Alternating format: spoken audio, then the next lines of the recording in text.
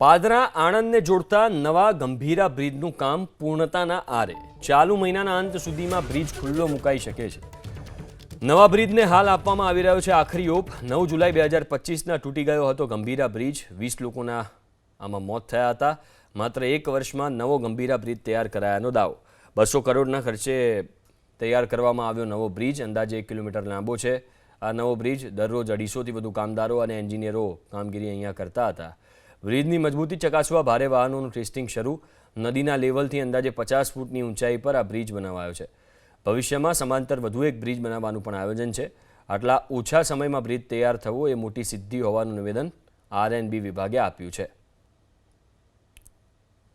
તો ગંભીરા બ્રિજ આપણે સૌ કોઈને યાદ છે. દુર્ઘટનામાં 20 લોકોના મોત થયા હતા. એના બાદ આ નવા બ્રિજની કામગીરી કરવામાં આવી અને પાદરા આણંદને જોડતા નવા ગંભીરા બ્રિજનું કામ હવે પૂર્ણતાના આરે છે.